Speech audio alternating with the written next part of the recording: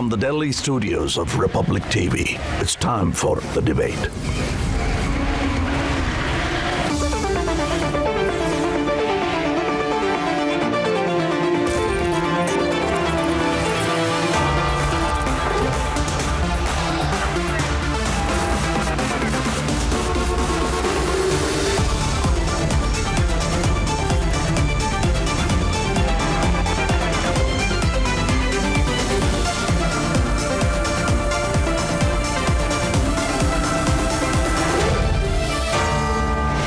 Debate at 10, presented by Samsung Galaxy Z Fold 3 5G, powered by Reva University, Green Lamb and Softovac. Ladies and gentlemen, in the post-pandemic 21st century, a new age, racism has come to the fore. The so-called first world countries are now discriminating on the basis of vaccines. Tonight, there is massive anger over United Kingdom rules that considers even fully vaccinated Indians jabbed in India as unvaccinated. We expose their hypocrisy. Let's debate. It's been 18 months since travel across the world has been restricted due to the pandemic. After months and months of lockdown, international skies are finally opening up. But what has triggered controversy is the UK government's revised travel guidelines. As per the regulations, travellers from 19 countries who have received jabs of Oxford AstraZeneca, Pfizer-BioNTech, Moderna or Janssen will be considered vaccinated. Which effectively means that even fully vaccinated travellers from Africa, South America, UAE, Turkey, Jordan, Thailand, Russia and India will be considered unvaccinated. This has triggered a massive debate on vaccine racism by the UK. And it's extremely unfair to India, and it is singling us out. Because when you have the same AstraZeneca vaccine, which transferred its technology to the Serum Institute, there is no way that they can deny an entry to an Indian. So I think it is extremely unfair to make such discriminatory rules. And therefore we should I am certain that our Ministry of External Affairs will take it up at an appropriate juncture. But I think we will have to apply a lot of diplomatic pressure. The new rules would mean that if Indians are travelling to the UK, it is mandatory for them to take a pre-departure COVID test, while those from the US, Australia, Canada, Japan don't have to take the test.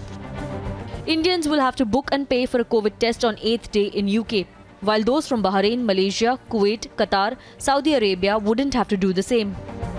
And Indians would have to be in home quarantine for 10 days once they reach UK. But those from Antigua and Barbuda, Barbados, Dominica, South Korea, Taiwan and Singapore wouldn't have to do so.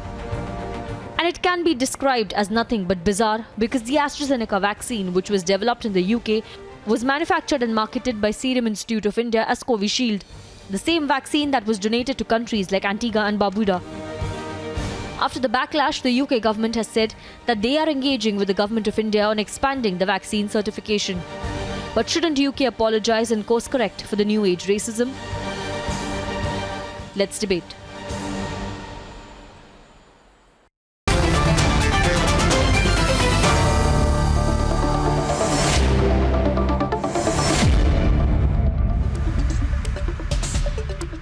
Let's begin this debate with Suhail Seth, who's joining us live from London. In a short while from now, we'll also have Lord Dollar Popat, who's the member of the House of Lords of the United Kingdom, also joining us live from London. But Suhail Seth, let me begin by asking you, you are in London.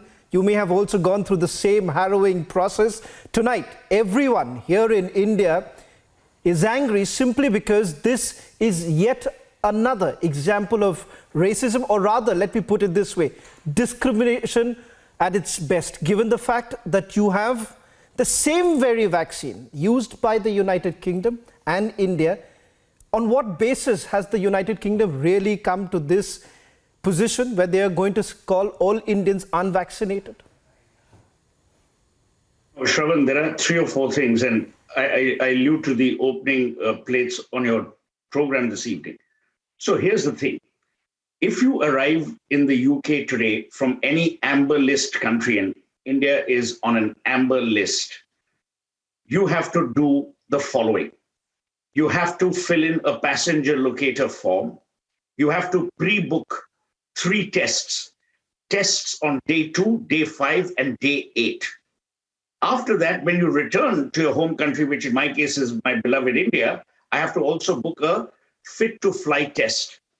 Now, let me tell you, the average cost of each test is £125, which if you do a currency conversion, it's 12,500 rupees per test.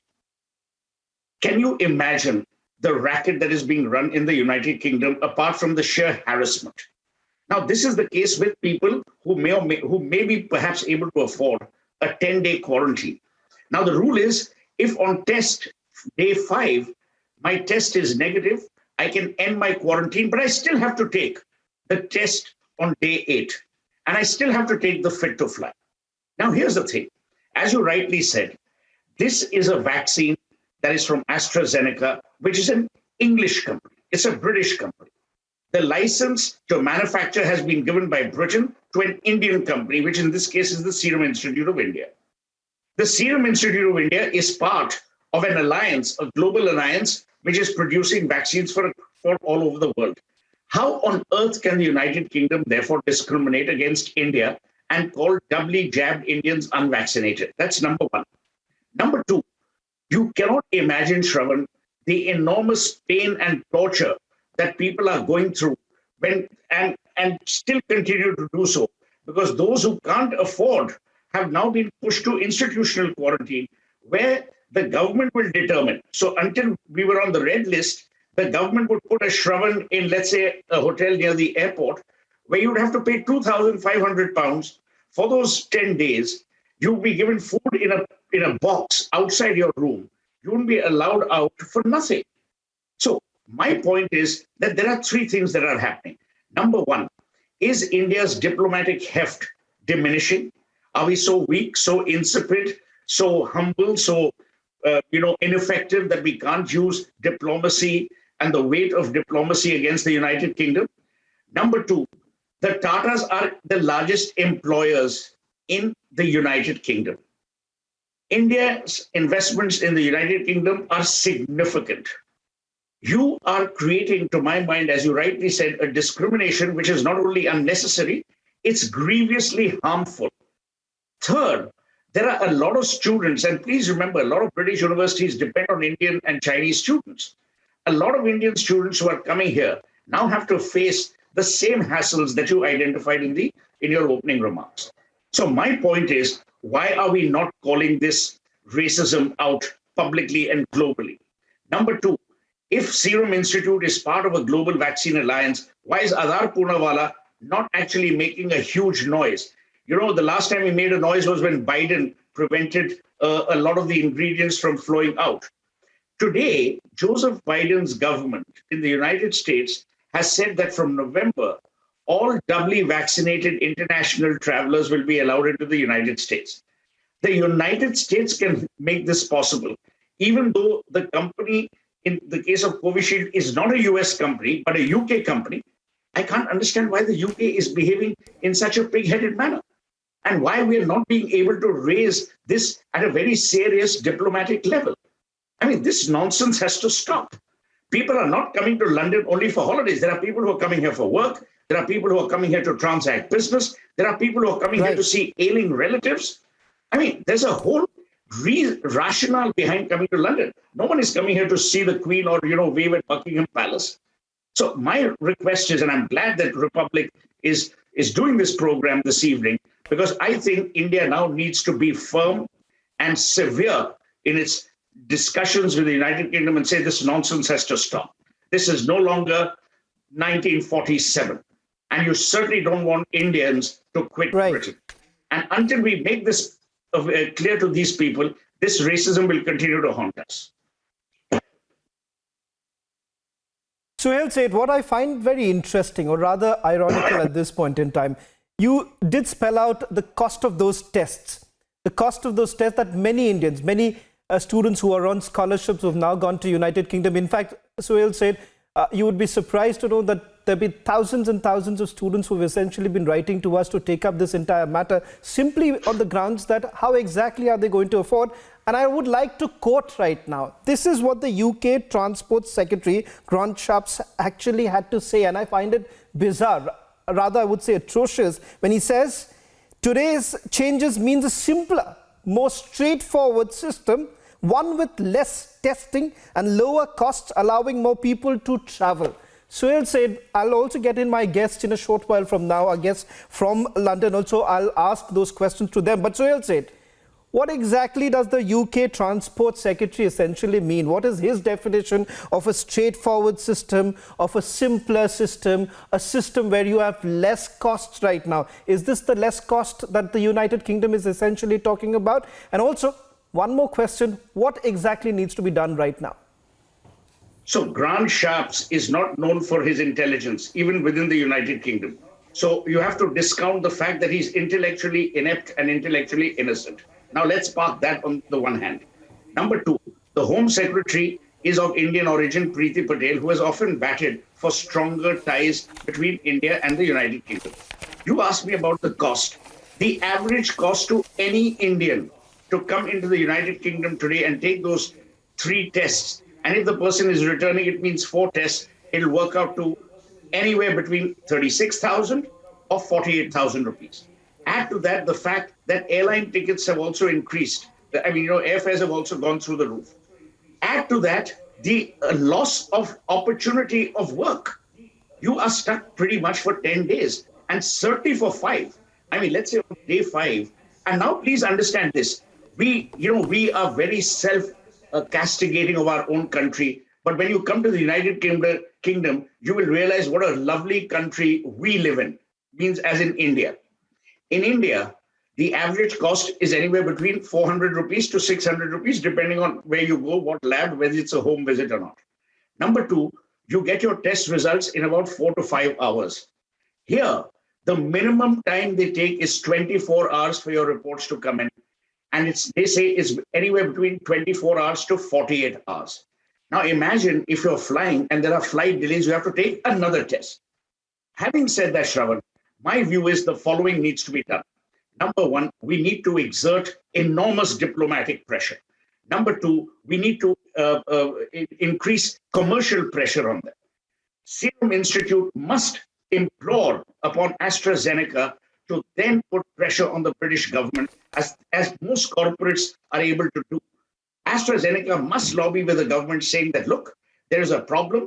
We have given this technology. It is our formula. They are just producing it. So the vaccine is absolutely the same. Why on earth are you creating this discrimination? Third, corporates, both British corporations as well as Indian corporations, must up the ante with the same very people who would love Indian money and Indian investment and vice versa. Until we do this 3-pronged strategy or indulge in this 3-pronged strategy, nothing is going to move these people. These people, to my mind, do not recognize the dangers and the damage that they are causing to long-term relationships between the United Kingdom and India. Shravan, this is not about calling Indians unvaccinated. It is about disrespecting Indian science, disrespecting Indian medicine, disrespecting Indian integrity, and disrespecting Indian healthcare. These people must not be allowed to get away with this disrespect yet again. In fact, Suhail said we have Lord Dollar Popat, who is joining us live from London. In fact, Suhail, I would also want you to direct some questions to Lord Dollar Popat. But let me begin by asking you, Lord Dollar Popat, exactly what's really happening? Because what are we supposed to understand? Here is a country, here is India, who has delivered 50 lakh vaccines to the United Kingdom. And countries like the Canada, Saudi Arabia, Bahrain, who India gave vaccines to, are being considered vaccinated, having received made in India vaccines, and not India. What are we to make of this kind of open discrimination? And perhaps UK would be responsible for the vaccine divide that we have been speaking about. The so-called developed nation actually espousing vaccine divide. Well, basically nothing stops Indians from traveling to UK. They can still travel to UK. Traveling is not restricted. All they've got to do is provide negative test 3 days before the travel or before they board the flight. And when it comes to isolation, your colleague who spoke that you have to isolate in a government hotel, that's not true. You can isolate at home or a hotel, not necessarily government hotel. As long as people take a negative test on day 2 and day 8, nothing stops Indians from traveling. We have amazing relationship with India. And it doesn't just apply to India, it applies to many countries. You know, it's all based on medical research. You know. I mean, the problem is, we talk about AstraZeneca and Pfizer. The problem is that Popat, somewhere down the line, it seems you're undermining. It seems that you are undermining the difficulty that perhaps Indians or many other people from different nationalities who would be facing going to United Kingdom. Very simply, in a very casual manner, Suhail said, Lord Dollar Popat says that no one is really stopping anyone from coming to United Kingdom. That's not the debate here. The debate here is this discriminatory policies that have come up. Lord Popat is an obfuscationist. He hasn't even understood what we are saying. Lord Popat, no one is saying that you can't travel to the United Kingdom. That's not our argument. Our argument is that we have a vaccine that's a made in the United Kingdom formula vaccine, which an Indian company has got the license for and has produced in India. That company is also producing vaccines for the world, amongst which there are many countries from which you are not recognized as unvaccinated. You know, the problem with a lot of the lords and the ladies, mostly lords, is that they don't understand the issue and they want to jump in for political correctness. So let me explain the issue to Lord Popat. Lord Popat, I'm asking you as a reasonable man who sits in the elevated chambers of the House of Lords in England, how fair is it for Indians to be told who are doubly jabbed that A, you are unvaccinated, B, you still have to take 3 tests? We are not coming to Lord Popat's house and getting those tests for free. We are not registered with the NHS. We don't have social security in the United Kingdom. So you still have to pay for 3 tests. And if you're returning to India, you also have to pay for another fit to fly test. These tests are being charged, and rightly so, at UK rates. The UK rates for an average test is anywhere between 125 to 145 pounds per test, which is ridiculously high for people who can ill afford it, and especially students. So Lord Popat, while you are happy to make money from Indian students who are coming to British universities, you can't be demonic when it comes to allowing them or respecting the vaccines that they've taken. Look at the plight of parents. Look at the plight of travelers. And you're telling me that, oh, it's based on medical research? What medical research? The United Kingdom, even to this day, is painfully high on a density load basis as far as caseloads of COVID are concerned. So, please don't wear with such lightness an elevated impression of yourself or your country when it doesn't really exist. We all love the relationship between India and United Kingdom. Relationships are based on respect. They are not based on revenue optimization. Absolutely. You can profit, but you can't profit here. And you're a reasonable man, or so I've been told. Lord Popat, I want you to respond to Suhail said, because everyone here in India, Lord Popat, everyone here in India wants to know, what was the rationale? What is the rationale behind coming up with such a discriminatory policy, and also respond to what Suhail said is essentially raising? Well, let me say this. It's not like any other country. We have relations here. Last time and took the metro, went to December.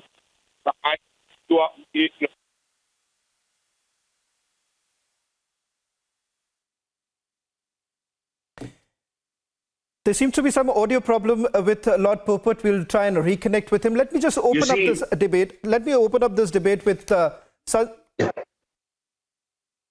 Popat. We'll try and solve your audio problem, but let me also bring in our other guest joining right now, Sanju Verma of the BJP, Dr. Sanjeev Bagai.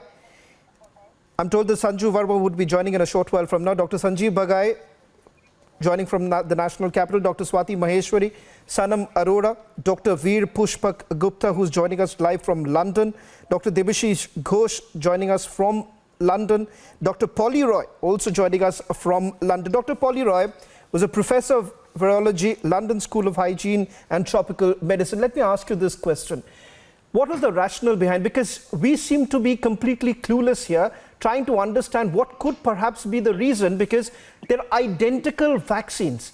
And look at the largest vaccination program that has been driven by the Indian government here.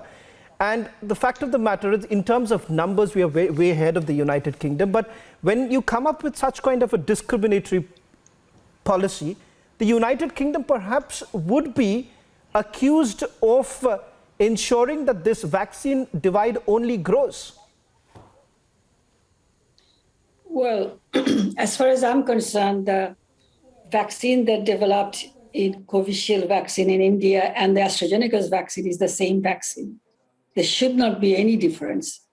And as far as my knowledge, the quality control in India was fine. I don't know why they made this decision. Maybe perhaps they have a little bit not convinced about the quality control. I don't know behind what is the rationale about it. But as far as a virologist, as a vaccinologist, I know there is no difference really, the same vaccine. So what is their rationale to make this? Maybe to ensure that everybody must have good vaccine antibody. If you don't have good antibody raised, then they have to have another vaccine. Well, Dr.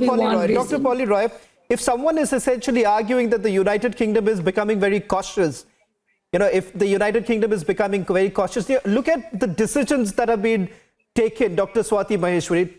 Take a look at the decisions that have been taken by the United Kingdom in terms of lifting certain restrictions. You saw the Euro final that took place in the United Kingdom. Why is it that there were no restrictions? If today they're essentially saying that we are being very cautious, come with a negative test, Dr. Swati Maheshwari, I believe somewhere down the line, this kind of a discriminatory policy only smacks of racism. Look at the countries that have essentially been barred. Does that not smack of racism? But that is not the reason for vaccine, really. Racism doesn't really... approach to management of COVID, for that matter. And it's very divisive and very unscientific. Dr. Polly, let Dr. Swati Maheshwari respond, and then I'll come back to you. And then also we have other guests joining us right now. As I said, at one end, there's a very scientific community which is taking decisions which are based on science. But then when you look at it at this point of time, then it is very unscientific, very divisive, I would say, very derogatory as well. See how, now if you look at people who are going to UK and see some of them would be wanting to stay there longer, and if they look at this harassment happening all the time, then they might even get dragged to taking more jabs. Is it scientific for these people to take more jabs who have already taken jabs just because UK is not approving the vaccine? And I think WHO is to be blamed as well for this entire thing, because they have also not till yet given approval to Covaxin as well. And when we come back to Covishield, for that matter, which has already got the WHO approval, then how can you discriminate on the same vaccine which is already being given to lots of people across the world, not just India, but so many other countries have received the Covishield, which has been manufactured in Serum Institute. Dr. Swati Maheshwari, and we are standing at a point where you make a mention of the WHO. Deficient. Dr. Swati Maheshwari. Yes. Dr. Swati Maheshwari, you make a mention of the WHO, and let me take this question to Dr. Veer Pushpak Gupta, who's joining us from London. He's a physician, National Health Service, UK, and member of the Royal Society of Medicine. Dr. Gupta, the WHO on 2nd of July, this is what they had to say. They had slammed this unfair exclusion practices of vaccines which have been approved by the WHO, and said such exclusions were essentially widening the global vaccine divide and exacerbating the inequities. This entire travel policy that has come in, you've heard the UK Transport Minister essentially saying that this is going to streamline the process.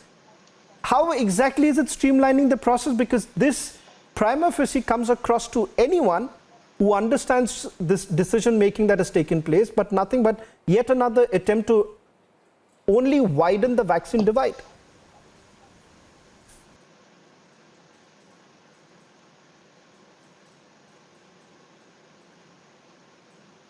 Dr. Gupta, There is no Dr. Gupta, audio. this question was for you.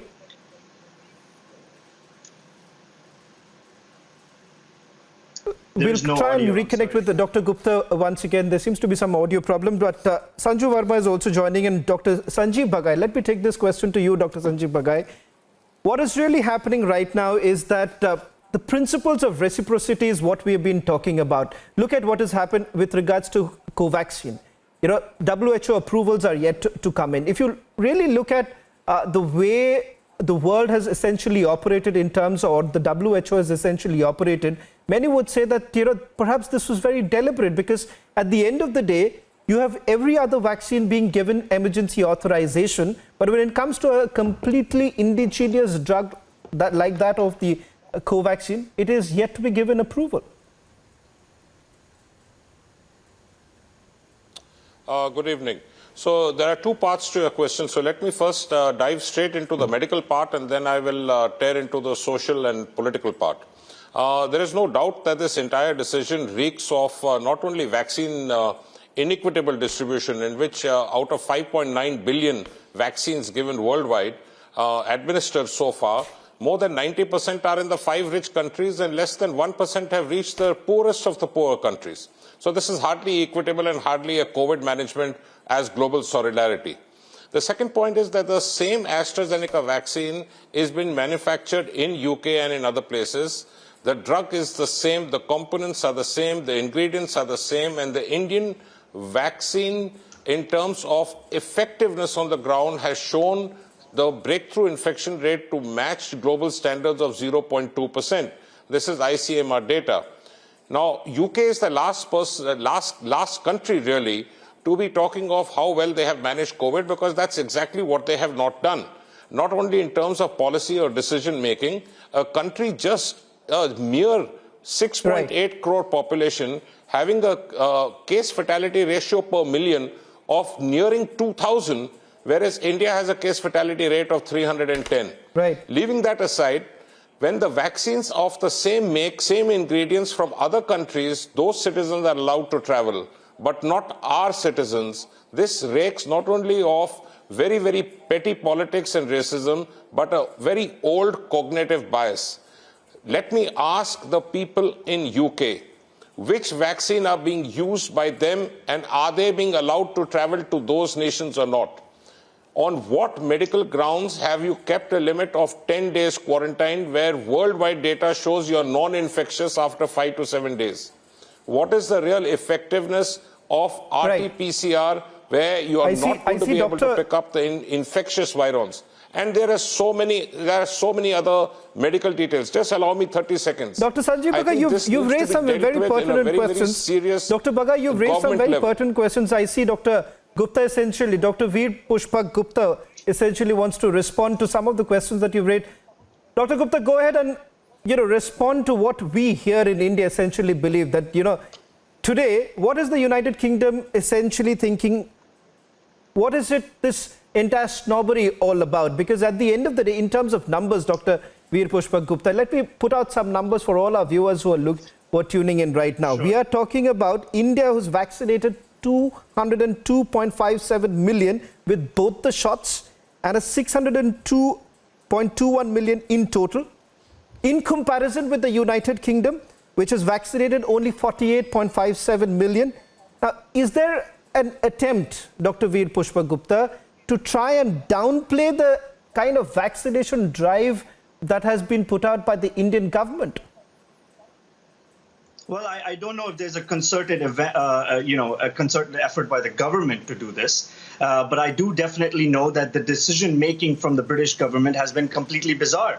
You know, India is not isolated in this. Just so the viewers know that this is not just against India. I mean, if you look at the 3 nations that are vaccinating their populations with the highest rate of vaccines, homemade vaccines, are India, China, and Russia, and all 3 nations have been left out of that list. So to me, it reeks of vaccine colonialism. That's the word I would use. If you've gotten the same vaccine in the the Western Hemisphere, you're good to go. But if you've gotten the same vaccine in the eastern part of the world, you're not good to go. For what reason, we don't know. There was a WHO study done about a month ago stating that there was a huge concern about counterfeiting of vaccines in India. Now, counterfeiting of vaccines is a problem anywhere in the world. I mean, I've talked about it on various news channels, and the way to get rid of that is that you use an authentic batch number of the vaccine, you link that to the person's personal information on the database, on the national database, and then you put that into your CoWIN app or your NHS app, and that's how the entire world is doing it. And I believe that's how India is doing it as well. And I don't think that's a good enough reason for Indian-made AstraZeneca vaccines to be left out of the list. Now, I understand if they have concerns about Covishield, because the data of Covishield is, personally, I haven't seen much data come out about Covishield, but not Covishield, Covaxin. But why are they concerned about Covishield? Covishield Dr. Gupta, there is a Serum data. Institute. Yes, all I'm saying is that Dr. in Gupta, terms of the amount of data that Covaxin has compared to Covishield is not at the same comparison level. I mean, Covishield definitely has more data because it's been used in different countries. I know patients over here that have gotten Covishield and were denied to board a plane. There was a British couple that were denied to go on a plane because they had the Indian batch number of the vaccine rather than the British batch number. So I think it's a bit bizarre. Another small example I want to give you is UAE. UAE has been left out of this list, whereas Kuwait, Bahrain, Saudi Arabia, all other Gulf nations have been included in the list. So there's no thinking behind it. I think there's absolutely been no decision-making policy on this particular decision, and I think it needs to be reviewed. Dr. Debashish Ghosh, Dr. Sanjeev Bagai, I'll come to you. Let me just bring in Dr. Debashish Ghosh, who's also been patiently waiting. Dr. Debashish Ghosh, who's the head of the Breast Services, Royal Free London, joining us live right now. Dr. Debashish, somewhere down the line, as Dr. Gupta has been pointing out, there's been no thinking behind this sort of a bizarre, rather atrocious move that has been made by the United Kingdom government, because in terms of certain reports that have been doing the rounds, that United Kingdom is becoming a little bit more cautious. They've come across reports of fake vaccination, and that could be one of the reasons. But, isolated cases, based on isolated cases, Dr. Debashish Ghosh, can a government like the United Kingdom, can they really come to such kind of a conclusion that almost all Indians should be rendered unvaccinated? And on what basis? Because once you go back to the United Kingdom, Dr. Debashish Ghosh, there are many who have to take another dose. But there is no scientific reason as to why someone who's been vaccinated with both the doses should go to the United Kingdom and then get another dose. So on what basis is this being done? Okay. So can I first say congratulate India on their great vaccination drive. And please, there is no conspiracy, there is no concerted effort to discriminate India, or there is no racism based on this decision. This decision is purely a paperwork issue. Both our governments are working constantly right now as we are speaking. Both our Indian High Commissioner as well as the government is working. This is purely a paperwork issue. It started with EU not recognizing our Covishield vaccines, which were manufactured initially. And we are trying to get this cleared as soon as possible. India has not been singled out specifically. There are paperwork which needs to be filed. India, while trying to fight the second wave, had not been up to date with the paperwork. They are trying their best. India still remains most favored nation. We accept and agree that India has been providing to the rest of the world, and in today itself, India is sending out vaccines to the rest of the world. And we are working constantly to get this paperwork through. I know Dr. there Ghosh, are that's exactly my point. Taking place. People are going to suffer, but please. Dr. Ghosh, that's exactly my point, and you've actually raised it.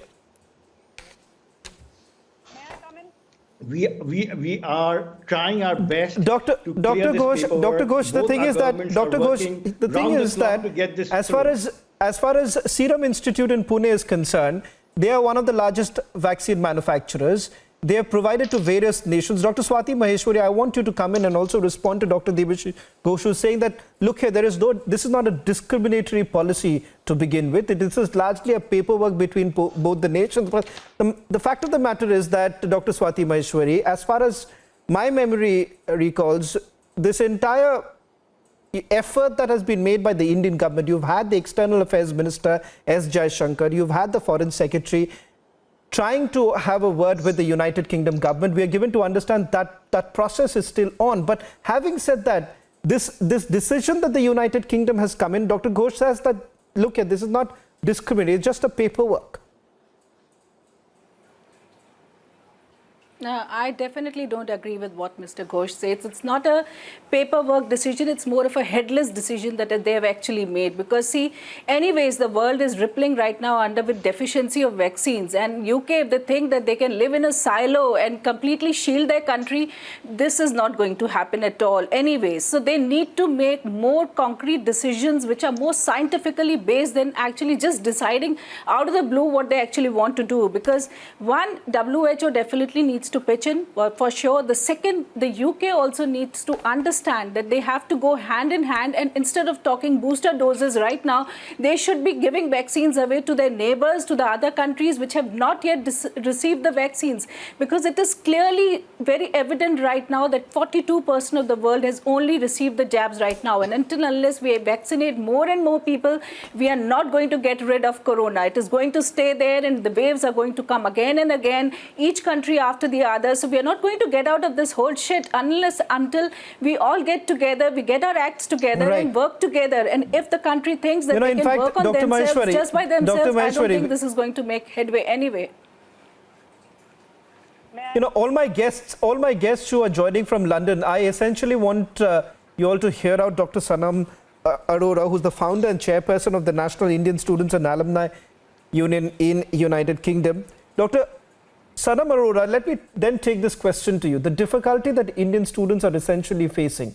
We've had a lot of calls coming into our newsrooms, essentially students raising this entire point that not just in the United Kingdom, there have been other countries also where they've been facing, but particularly in United Kingdom, the kind of costs that they have to undergo, it's unbelievable. It's unbelievable the fact that you have to go through the quarantine costs that just piles up. It just makes it very difficult. So tonight, Sanam Arora, I want you to tell all our guests the difficulties that have been faced by the Indian students. Yeah, thank you for covering this issue, Republic. It is outrageous that Indian students are having to go through this consistent barrage of issues over and over and over again. Up until August, we were put on the red list, which meant students had to pay almost £2,000, quarantine in what they effectively described as a jail term, in a government-managed facility, do all these additional tests, and essentially face the distress, the anxiety, and the mental health and well-being issues that went along with having to quarantine in this government-managed hotel. And many of them, scores of them, raised a lot of concerns about the experiences they were having. Before that, when the first wave of COVID hit in the UK, my students had to suffer. They were on the streets. They lost their jobs. I had to supply them food, groceries, help them with accommodation. It has been entirely a horrifying experience for many Indian students. I'm not saying that that applies to everybody. There are pockets, there are universities which stepped up to help. But now, when 17 or 18 odd countries are being added to this vaccination parity list and India isn't, and I understand Covaxin, sure, there are issues, that's a completely different drug. But with Covishield, it absolutely makes no sense to have this sort of discrimination. And students are concerned. Students have for months, telling us that they're feeling discriminated against, telling us that they're feeling like they're... Can I take a quick... Sanam Arora, because Sanju Verma is also joining us on this debate, and I want you to take this question to her also, because at the end of the day, what are authorities here for? Because at the end of the day, it is perhaps the Indian government as well as the United Kingdom to basically sort it out, because Dr. Debashish Ghosh, who's on our panel right now, essentially tried to indicate that, look here, there is no problem. There is no conspiracy that you all are essentially looking at. So, Sanam Arora, I want you to tell Sanju Verma the difficulties that you were essentially talking about. And then I want Sanju Verma, you to respond. What are the assurances that you are going to give tonight to all the students who are watching Republic TV? Because somewhere down the line, they feel that their words haven't been heard by the United Kingdom, the government of the United Kingdom. Mr. Verma, Sanam Arora first and then Sanju Verma.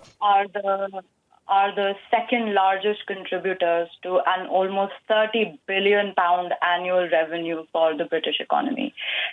Beyond that, this is about decolonizing vaccination policy. I think we used a very interesting word to describe what's happening, and I think we need to decolonize that policy. The difficulties our students are facing are they're feeling discriminated against, they're feeling hurt, they're feeling that they are not being treated. I mean, if you're an American and you've had the exact same drug given to you in America or in certain countries of Europe, you're okay. But if you're coming from India and if you've had this vaccine administered under and paid for partly by British taxpayers because of the Global Vaccine Alliance, then you're not thought of in the same way. So I think there is definitely an issue where we need to help students out. Our students are taking very, very expensive educational loans. Many of them are on scholarships when they come to the UK.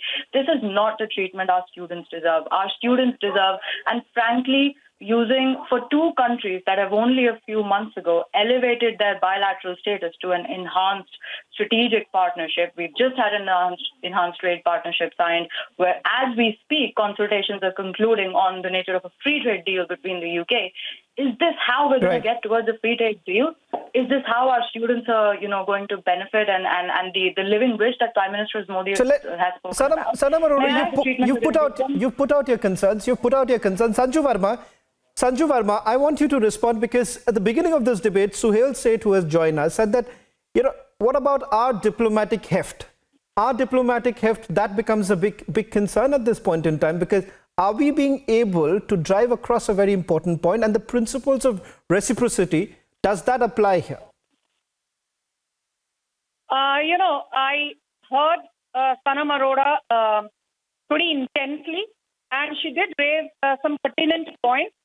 I heard Suhail Seth earlier on the debate. I just want to say that one good news, which I think, Shravan, your audience and the likes of Sanam Arora would appreciate, is the fact that the UK Transport Minister Grant Shapps, he is on record out there saying from the 4th of October 2021, barely in a couple of weeks from now, there will be no green, amber and red list. There will simply be one red list which will detail the no-go-to destination for people who test positive once they enter the United Kingdom, point number one. Point number two, he says that the 3 tests that you're supposed to take on day 2, day 5 and day 8 after entering the United Kingdom, those will be done away with. And only those who test positive, they will be required to go, of course, to the mandatory quarantine and have an additional confirmatory test. So I think the more important point that I need to highlight, without sort of getting into the rigmarole of all this, is the fact that you will not have these divisive and discriminatory lists from the 4th of October, which I think is excellent news for students like Sanam Arora and others that she represents. Point number 2, I think nobody should question the diplomatic steps of the Modi government. Don't forget, as recently as June 2021, we told the likes of Switzerland. Sanju Verma, there are a lot of hands that are going up. Can I please finish? I listened very patiently. Can I finish? Yeah, thank you. As recently as June 2021, Go ahead, Sanju Verma. May I please finish, Shravan? As recently as June 2021, please go ahead. It was due to the diplomatic prowess, diplomatic heft, and the extra mile that the Modi government went, that the likes of Germany, Austria, Slovenia, Iceland, Greece, and a whole host of countries that are a part of the European Union said that not only Covishield, but even Covaxin has been included in the green list, giving exemption to Indians, including Indian students. And let me tell you that United Kingdom Transport Secretary, Mr. Shapps, saying it for the record that the amber, red and green lists will be eradicated and done away with. There will be no divisive list. I think that is something your channel needs to highlight and applaud the Modi government for this, because I'm sorry to say, Shravan, you're running stale news. October 4th, and there will be no divisive list. and our Indian students are not going to face the kind Sanju of Verma, you missed out that they are currently facing. in fact, let me just tell you this, Sanju Verma, because at the beginning of the debate, I did actually quote the UK Transport Secretary. Sanju Verma, I did quote the UK Transport Secretary when Suhail was with us. But, there are lots of hands that are going up right now. Swati Maheshwari and Dr. Sanjeev Bagga. Dr. Sanjeev Bagga, let me first come to you. You've heard Sanju Verma. Sanju Verma is essentially talking about the UK Transport Secretary's decision, the step that has essentially been taken starting from 4th of October, saying that they're trying to basically streamline the process. It'll be what he calls, and I quote, more straightforward system. But having said that, the quarantine issues, or for that matter, the testing issue still remains, Dr. Sanjeev Bagga. Yeah, so just a couple of very quick points for want of time. I think the era of taking India for granted is long gone. I completely agree with Mrs. Sanju Verma. Whatever steps the government is going to take, it's going to be very, very sharp and very, very clear and very, very quick. With regards to the UK rollout policy, that's one thing which UK can learn from many other countries of how to manage COVID and what a rollout of a vaccine program is. For a country of just 6.5 crores, they have finished only 9 crore vaccinations, whereas India for 138 crore has finished 82 crore vaccines, in spite of the fact that we began 1 month late. So I think our vaccine program in India has been extremely good. I want to reassure everyone that the vaccine effectiveness of both the vaccines, the Covaxin and the Covishield, has been completely brilliant. It has matched almost every study worldwide in terms of vaccine effectiveness. And with regards, one of the previous panelists has mentioned something about the neutralizing antibodies. Am I audible?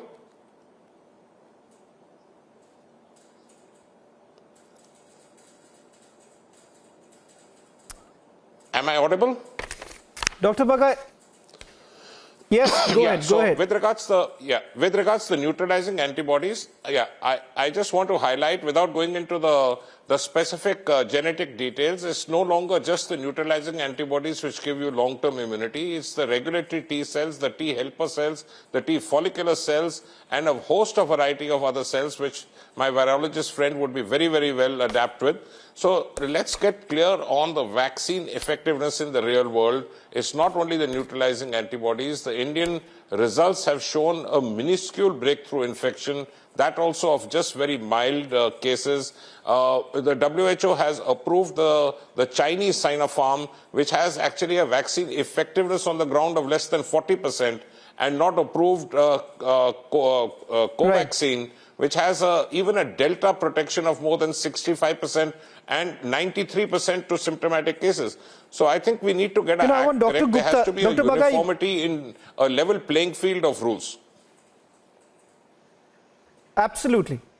Let me also bring in Dr. Gupta right now, because Dr. Maheshwari, I'll come back to you. Just give me a few seconds. Let me take this question to Dr. Gupta, who wanted to make a point when Sanju Verma was speaking. Dr. Gupta, as Dr. Bagga has essentially been talking about uniformity as far as vaccine approvals are concerned, but there seems to be the problem right now in terms of how Covaxin has not been given the emergency authorization. The approvals haven't really come in. It once again raises this question. At a time when there is vaccine deficit in many nations, are we to really play this global politics that is essentially being played? Look, that's the reality of the world we live in. This is a political decision. Dr. Ghosh was talking about it earlier. He said it's a paperwork thing. It's not a paperwork thing. We're not fools. It's a discriminatory decision taken by the UK government. There's no doubt about it. Vaccines that have been, administered, the same vaccines, Pfizer, AstraZeneca, that have been administered in a certain country, in a developing nation, is not acceptable. But the same vaccine is acceptable in the United States and the UK and EU. So you can't just put this down to paperwork. Number two, diplomatic channels in India have worked before. They have worked before. I was on TV with Sanam Arora. She was very vocal about the fact that India was on the red list. We were on various news channels, and diplomatic action happened, and India was taken off. India was the first country in the subcontinent to be taken off the red list. So Indian diplomatic action do work, and I think that they will work in this case. And just to come to Sanju Verma's point about that the lists have disappeared, so this is a very big thing. Well, the lists have disappeared, but then now they have a new discrimination discriminatory way. You know that if you're not vaccinated in our countries, then you're not going to be allowed in without quarantine. So I think that it's just replacing one type of discrimination with another type of discrimination. So let's not be fooled. Right. This is fantastic point, Dr. It's Gupta. bizarre, and it needs to be rendered. And Indian diplomatic missions need to take it up, including the diplomatic mission in London. Absolutely, absolutely. Dr. Gupta, you make a fantastic point. Let me take this to Dr. Debashish Ghosh. Dr. Debashish Ghosh, you've heard what Dr. Gupta essentially had to say. No one in this panel essentially is going to believe that this is not a discriminatory policy, and perhaps taking out one list and coming up with another discriminatory policy really does not help. So tonight, I don't think so anyone here in India would essentially be very happy with the kind of decision that has been taken by the United Kingdom government, given the fact that you have the UK coming here trying to lure the students to come and study in the United Kingdom. But when it comes to very such policies which is only making life difficult for Indian students in United Kingdom, Dr. Debashish Ghosh, people are going to call it out. I empathize with the students and I fully agree they're going to go through problems, but the whole world is going through problems, and I can confirm our Indian High Commissioner here, the government here are constantly trying to get this paperwork through as soon as possible. Please wait. The announcement to recognize a vaccine will come through very soon as well. This is not specific to India. We have no particular discrimination. Please look at the whole. There are people coming from rest of the world as well. They are also going through the same thing. And we recognize India as the largest manufacturer. There is, please, that old chest thumping, colonialism, it doesn't really exist. Sometimes these conspiracies really don't exist in real life. It's something which is happening. The paperwork is being done. You will be surprised how soon we will Dr. Ghosh, get this. Could you tell us more about this paperwork? What paperwork needs to be done Dr. for this? So it started with the initial that's a fair enough. That's a good point, Dr. Ghosh. You've been talking about some paperwork. Let's try and understand what paperwork are we trying to talk about, because Dr. Ghosh, sorry to interrupt you. Dr. Ghosh, sorry to interrupt you, because the list. Go ahead. Make your point. I'll bring in Dr. Swati Maheshwari also. Dr. Ghosh, make your point. Make your point. In action, we are very good in doing things and activating, but we sometimes fall down in paperwork. And it has happened. They are looking into it. Believe it or not, our Indian High Commissioner, she is in constant talk with the UK government, and we are going to get the solution as soon as possible. But nobody has actually made a decision based on the fact, oh, this is India or this is racism. Believe it, it's not being made on this ground at all. Dr. Swati Maheshwari, one last word. Dr. Swati Maheshwari, one last word. You've heard Dr. Debashish Ghosh saying that, look here, see, absolutely. Don't fall for these conspiracy theories. There is nothing to do with racism. It's not a discriminatory policy. It's just a paperwork, very bureaucratic in nature. I think they could have done the paperwork earlier before announcing all such kind of policies that they are announcing. They could have easily done it before instead of raising all this controversy around it. And it's not just a matter of one or two tests, as Sanju was saying. What more important is why the test at all? When the same vaccine is being administered here and the same vaccine is being administered there, then why do people have to undergo all this harassment, and why medically, as if to speak, do people need to take the jabs again? Is it really safe for these people to take the jabs? These are young students, maybe these are elderlies. Why do they have to take the jabs again? The country has to rethink on their policy. Yes, the world is going through tough times, but it is for us to make these tough times easier and not make them tougher. That's what UK is trying to do for the other countries, and they cannot discriminate on the basis of vaccine just because one vaccine is being made in their country and the other vaccine is being made here in India, when the WHO approval is already there, at least for Covishield, and also for Covaxin. It would be coming soon, so they cannot discriminate people on the basis of vaccine. Dr. Maheshwar, I'm sorry, I'm running out of time because I'll just give one quick word to Dr. Polly Roy also, who's been waiting patiently. Dr. Polly Roy, make your point. Quickly, make your point. Well, my point is that in England... Sanju Verma, I'll come to you, but let me just bring in Polly Roy. Go ahead, Polly Roy. They're always recognized. So, can you hear me? Can you hear me? Hello? Yes. So, the point is that we can hear you. Institute has been recognized very well in the UK. I cannot believe there will be discrimination there. Also, we all know very well the same vaccines there. So, I do believe there may be a little bit delay for making decisions for certain countries. Not because they really discriminate India. I don't believe that strongly because I'm being Indian and I hear they're always praising Serum Institute's vaccine. Everybody knows about that. That's number one. And number two is, even I'm going Germany next week, I have to take two tests. I'm vaccinated twice. I have to do all of those things. After 4th of October, things will be changing. So I don't think that we have to be so excited about it. I'm sure that it will be different by October. Very different story then. So I have to do tests.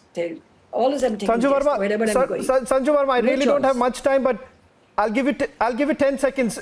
Make the final word, Sanju Verma. You've heard all the doctors who have spoken about this entire issue. Some doctors essentially saying that, look here, this is not a discriminatory policy at all.